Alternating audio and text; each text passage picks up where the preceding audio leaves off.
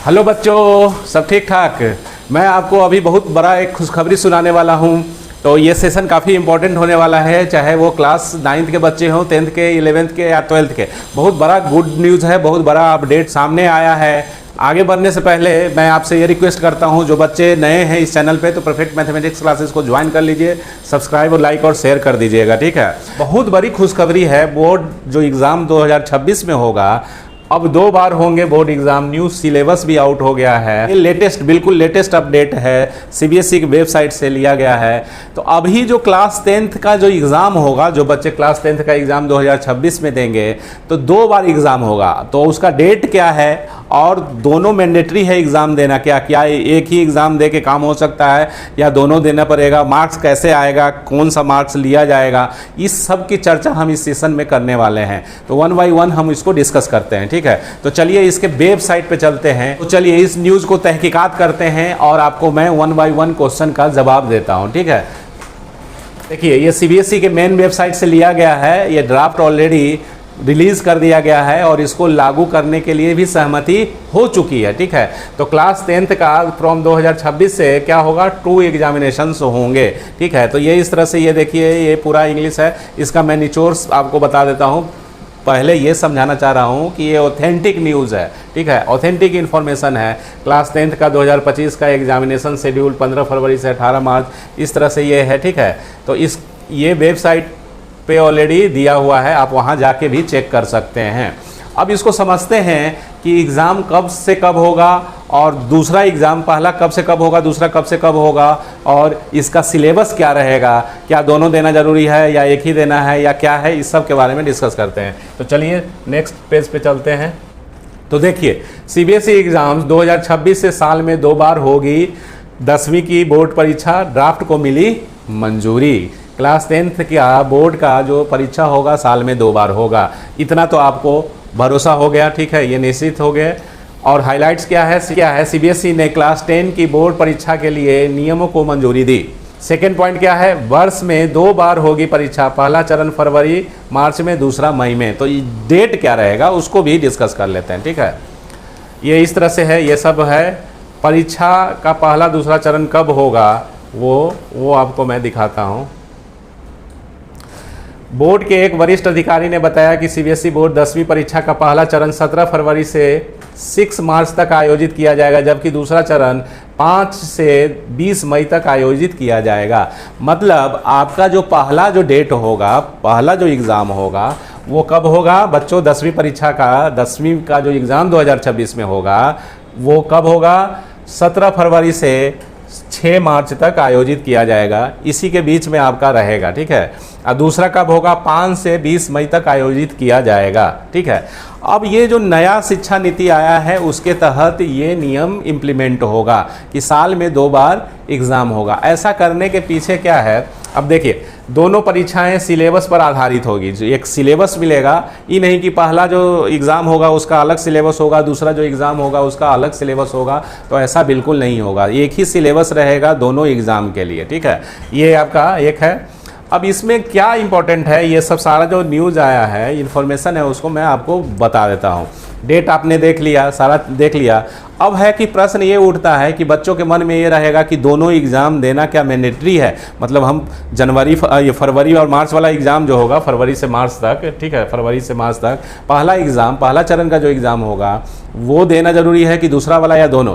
तो देखो बाबू, कोई एक एग्ज़ाम देना ज़रूरी है। पहला आपका क्वेश्चन का सॉल्यूशन मिल गया। मतलब जो पहले चरण में एग्ज़ाम होगा, मान लो कि हम उसमें दे दिए और सब में 95 आ गया और लग रहा है कि दूसरा अब क्यों दे, हमको जितना चाहिए उतना मार्क्स आ चुका है, तो हम नहीं देंगे दूसरा एग्जामिनेशन, ठीक है। क्लियर, मतलब पहला एग्ज़ाम देंगे तो उसका मार्क्स आ जाएगा, फिर दूसरा एग्ज़ाम देंगे तो भी उसका मार्क्स आएगा। और इन दोनों का जो बेस्ट रहेगा, जो सबसे अच्छा रहेगा, मान लो सपोज किसी एक चरण में, पहला स्टेज में अगर आपने 90 लाया, 90% मार्क्स लाया, और दूसरा में आपने 95 लाया, तो 95 का मार्कशीट आपको मिलेगा। मतलब वेस्ट जो होगा दोनों चरण में, जो आपका सबसे अच्छा एग्ज़ाम जिस चरण में जाएगा उसका लिया जाएगा मार्क्स। समझ में आ रहा है, परसेंटेज उसी का काउंट होगा। तो ये भी क्लियर हो गया। अब मान लीजिए कि कोई बच्चे पहला एग्ज़ाम दे दिए, दूसरा देखना चाह रहे हैं कि इससे भी अच्छा हम कर सकते हैं तो दूसरा भी दे सकते हैं, कोई नहीं, उसमें से बेस्ट ले लिया जाएगा, मार्क्स जो भी होगा, ठीक है। अब ये भी हो सकता है कि मान लीजिए कि आपने पहला जो स्टेज का एग्ज़ाम हो गया, फर्स्ट जो एग्ज़ाम होगा, पहला चरण का जो एग्ज़ाम होगा, उसमें आपने सब सब्जेक्ट में अच्छा किया, एक आध को छोड़कर, ठीक है। मान लीजिए मैंने मैथ में अच्छा किया कर दिया, 95, 96, 98 लेके आ गया, इंग्लिश में भी अच्छा लेके आ गया, फिजिक्स में भी लेके आ गया अच्छा 98, और मैथ में ये केमिस्ट्री में आ गया 60 नंबर, ठीक है।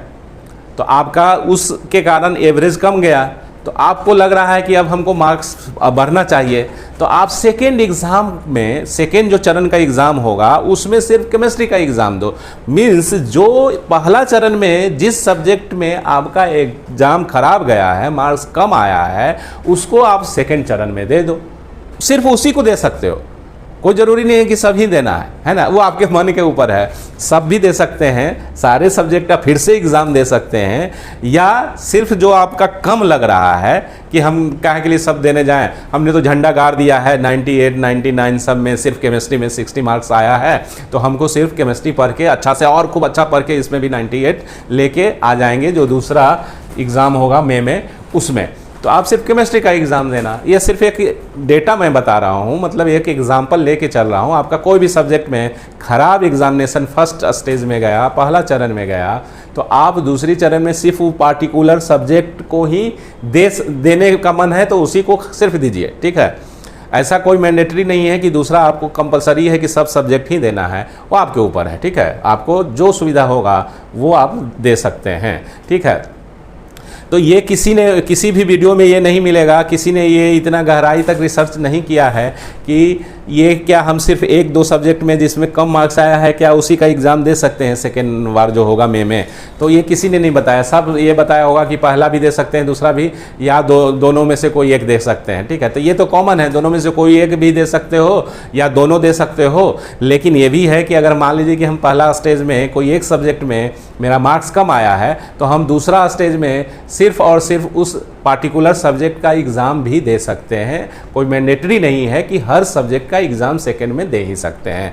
तो आई बात क्लियर। तो ये बहुत बड़ा गुड न्यूज़ है बच्चों। जैसे क्या होता है, कभी किसी कारणवश ऑथेंटिक रीज़न के कारण आपका एग्ज़ाम छूट जाता है। मान लो कि एग्ज़ाम दे रहे हो और तबीयत खराब हो गया पहला स्टेज में, ठीक है, तो आप ऐसी स्थिति में क्या कर सकते हैं, एग्ज़ाम अगर देंगे भी तो अच्छा नहीं जाएगा, तो आपको दूसरा मौका मिलेगा, साल बर्बाद नहीं होगा। नहीं तो एक साल में सिर्फ एक एग्ज़ाम होता था और उसमें बच्चे परेशान रहते थे कि अगर किसी कारण बस मेरा एग्ज़ाम खराब चला गया तो मजबूरी हो जाती थी कि वही मार्कशीट को लेके आगे पढ़ाई करने का, ठीक है। या आप फिर आरटी लग गया तो फिर आगे फिर आपको कंपार्ट देना है, बहुत तरह का मतलब झमेला होता था। लेकिन अब तो चांस में भी मिल जाएगा आपको, समझ में आ रहा है ना। तो इससे अच्छा फ़ायदा क्या है, साथ साथ में इसमें यह भी किया गया है कि अभी अगर मान लीजिए कि किसी सब्जेक्ट में आप फेल हो गए हैं तो मई वाला एग्ज़ाम दीजिए ना, मई वाला एग्ज़ाम